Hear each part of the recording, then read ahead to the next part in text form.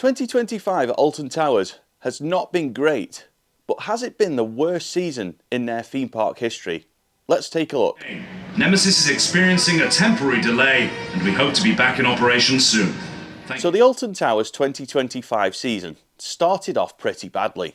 Opening weekend, and opening day specifically, was full of problems, especially ride availability problems. We shouldn't confuse this with safety issues. There was no safety issues, but there was downtime across the park with so many rides closing for little periods of downtime, just causing frustration for every single guest that was Alton Towers on opening day. At points, opening day was so bad that even people on the content creator program organised by Alton Towers for influencers to just say how good Alton Towers is, basically, even they were saying it's bad. There was comments like disgraceful, disgusting, shocking, terrible, dreadful. I didn't see anyone saying it was a good day. Even those that are working with Alton Towers on the content creator program were like, what on earth is going on here? It was such a bad start to the season. In the past at theme parks, we've seen opening days can be really bad with ride availability issues, weather causing havoc, and all sorts of things like that. Unfortunately, the ride availability issues at Alton Towers on opening weekend just seemed to set the tone for most of the season. We saw this happening all year long. There was long periods of downtime for Rita, and when it was open, there was large periods of time where it was just on one train operations, which for a ride like Rita is really not good. It doesn't have great throughput anyway when it's on two trains, and this is nothing that the staff can do to improve. It just has low throughput for a roller coaster in a park like Alton Towers. It always has a big queue at peak times. That might be because it's popular, but it is probably also to do with the fact that the throughput is not great. So you take away one of the trains, you've then got a one train roller coaster with several different queues for people to get onto the ride, and it is a massive problem. And when I mention lots of queues to get on the rides, this is another problem, because obviously you've got the main queue, but also you've got the ride accessibility passes, which have caused a lot of controversy at Alton Towers and across the board at the Merlin parks in recent times. This is because there is not enough of these passes to accommodate everybody that needs them at the parks.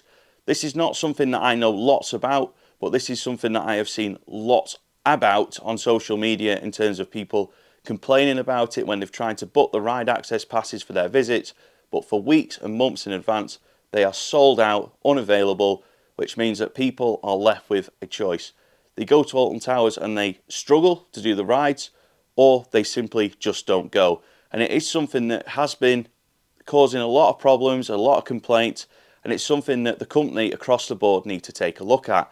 Now again, I'm not going to pretend I know lots about this, but it has been a problem at Merlin across the board for a little bit of a while, because before the current system was in place, there was a different system in place where basically the wrap queues were so big that the people that were using them were not getting the benefit from it, because they were still queuing for hours on end to get not only their ride access pass from guest services, but then they were queuing for hours on end to get on the rides as well, which defeats the purpose of the ride access pass. It is for people who cannot queue for a long time or have disability issues that do not allow them to stand in a queue for a long period of time. This is a problem across all the parks, but it's something that I see complained about at Alton Towers a lot, and it is something that the company do need to sort out. I don't know how they sort that out, because they've got to keep it fair for everybody. They've got to keep it fair for the main queue, the ride access pass queue, the fast track queue. They've got to keep it fair for several different queues, and that is why they need their rides on full capacity to help everybody in the park in those 3 or 4, depending on the ride, different queue lines. Again, I'm not going to pretend that I know lots about the ride access pass, but what I do know is the way that it is being handled is a big problem and does need to be fixed. How they fix it, I genuinely don't know, but it is something that has to be sorted for 2026 going on. As well as the one train operations on Rita, there was also long periods of downtime for Rita too. Now we got quite lucky. We had an exclusive ride time session on Rita to celebrate its 20th anniversary in April. Shortly after that, we didn't break it, Rita did go down for a large period of time. Then it reopened, some people managed to get on it, then it went down again, and it was down for another large period of time. It didn't actually reopen until August, which is pretty crazy to think that one of the major attractions in Alton Towers was closed for a large period of time in their main season.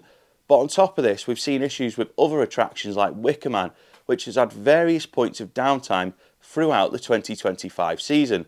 Then there's been other rides going down for days at a time. This is just not what you expect from Alton Towers, and not something that you would normally see from a park like Alton Towers. Sticking with the subject of ride availability just for a little bit longer, there is something that I want to say about this in terms of a positive. And I noticed from around mid to late September, ride availability issues did seem to stop. Like, no longer was I going on things like X or Instagram or Facebook and seeing various different posts where people are like, look at all the rides that are closed at Alton Towers, and there wasn't any long periods of downtime throughout Scarefest on any of the major attractions as far as I'm aware. And we noticed when we went to Alton Towers for Scarefest at the end of September that there was no ride availability issues all day. Every time we went on the app, we were kind of looking at it going, oh, wonder what ride's going to be closed today. Going through it, everything's open, no issues. I have no idea what changed, but it was great to see, however it happened, that towards the end of the season, the ride availability issues that we'd seen all season long have stopped, or seem to have stopped. So that is a positive thing to end on in terms of the ride availability. So whilst ride availability might have improved, something that hasn't improved, and this goes back to the start of 2024, is catering. The catering options at Alton Towers are simply not good enough. They're very expensive for poor quality food, poor options, and it has got to the point where so many people, myself included, are just taking a packed lunch and just going, you know what, I'm not buying any food at the park. The only exception I will have will be to use the Eastern Express little food stalls. There's one in Mutiny Bay, there's one by Rita and 13. They're pretty good, but you don't get a lot for your money. I mean, you can get chips and gravy, you can get a sausage and onion baguette, you can get a few little things like that, you can get a kebab there, I think, but you don't get a lot for your money. But that is the best option in the park currently. Unfortunately, when you like to eat little and often, which I do, having chips and gravy on a tray that is probably no bigger than your hand, it's not fantastic when you're basically paying nearly a tenner for chips, gravy and a little drink. Unfortunately though, the options elsewhere in the park are simply not good enough. One of the best things about catering at Alton Towers prior to 2025 was Woodcutter's Bar and Grill, located by Hex and the Dark Forest. For whatever reason, they changed it to in 2025. And instead of just being able to get a normal cheeseburger, they were putting donuts on burgers. And it's like, what on earth are you thinking? Like, I'm not Homer Simpson. You know, I might have a bit of a belly, but come on, I'm not Homer Simpson. I don't want a donut on a burger. I just want a normal cheeseburger, like from a bar and grill place. But no, they took that away, turned it into the Oaken chains, and they just turned it into this place that so many people were scrolling through the menu going, what on earth is this? I'm not eating in this place. And unfortunately, a lot of the staff in there are getting the flack for what is a really bad menu. And it's not like they turned up at the start of the 2025 season and went, you know what, we're going to put a terrible menu out and annoy everybody. They probably turned up for their first day of the season on their training days and looked at it and went, what on earth are we serving here? So unfortunately for them, they've taken a lot of the criticism when it really isn't on them. It's on the people that have said to them, this is what you're serving this year. So hopefully they look at it over the winter and go, you know what, we got it wrong with the Oaken chains. Let's put it back to how it was when Woodcutters was here. Another unfortunate situation at Towers in 2025 was all of the cuts to entertainment. In 2024, it was fantastic to walk through places like Gloomy Wood and have all of the character interactions outside the Curse of Alton Manor. Then you went down to Forbidden Valley, you had all the Nemesis protesters, the Phalanx, all that going on. Not this year. In 2025, all that was taken back. So all of a sudden, you're walking through Gloomy Wood, no atmosphere. You're walking through Forbidden Valley, no atmosphere. And it just makes a massive difference to the guest experience. Yes, people go to Alton Towers for roller coasters and not actor interactions. But when you've got that little bit of a break between doing 2 or 3 different rides and you're walking on the paths and you've got characters in their theme and story to what's going on the rides and in the ride queues and stuff, it just adds that little bit more. You're walking down to Nemesis, you've got the Phalanx, you've got the Nemesis protesters. It all adds to the story of Nemesis Reborn. But not anymore. Empty walkways, flat atmosphere, and it just takes away from the overall experience. What's annoying is I actually thought that all of that and the entertainment at Alton Towers in 2024 made it one of the best seasons at Alton Towers in my memory, whereas this season it's just been so flat. Despite all of the problems and grumbles for Alton Towers in 2025, I am pleased to say that the season ended on a high note for me. We went to Scarefest in September on the opening weekend, and I thought it was going to be bad. Like, I even did a video about it a couple of months prior saying that Alton Towers Scarefest was going to be Stalefest once again. The mazes weren't going to be great and it was going to lack the atmosphere and the classic feel of old school Scarefest. But I got it wrong. The scare mazes, they were a little bit hit and miss. I mean, Edge of Forest, that was just simply not good. Altonville Mine Tours for some reason was the best one this year, and Compound was a lot better than it was last year. So it was a bit of a mixed bag. Still think that they need to rethink Altonville Mine Tours, but that is for another day, another subject. We've had a lot of Halloween stuff going on, but we're moving on from that now, unfortunately. But to end on a positive, Scarefest 2025, 2 scare zones, 3 scare mazes for those that want to be scared. Obviously, you've got your family stuff as well.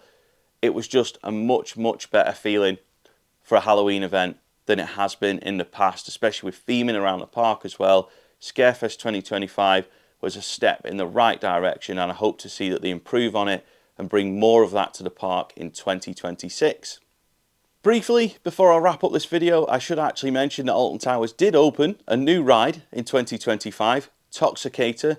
Many people on social media were calling it Ripsaw version 2. Of course, it is a very similar ride type, but not the same. For me, I didn't like Ripsaw.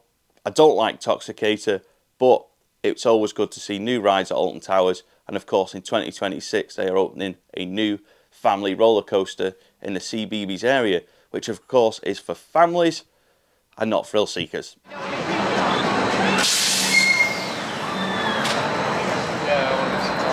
So to start wrapping up this video, in my opinion, this has been the worst Alton Towers season for me since I started visiting the park in 2001. Yes, I missed the 90s, so I missed all of the amazing times that people speak about of Alton Towers in the 90s. First visit was in 2001. Still preferred Blackpool after that visit, still do now. That's for another subject, but having been a regular visitor since 2001, in my opinion, this season has been the worst Alton Towers theme park season that I can remember. But do let me know in the comments section below, what do you think about Alton Towers in 2025? Has it been as bad as I've said? Have you had good times? What has been your experiences at the park? Do let me know in the comments below. And also, what are you hoping for from Alton Towers in 2026? If you have enjoyed this video, please do give it a like. It's a little thumbs up below. Please subscribe. Please comment. Many thanks for watching, and I will see you in the next video.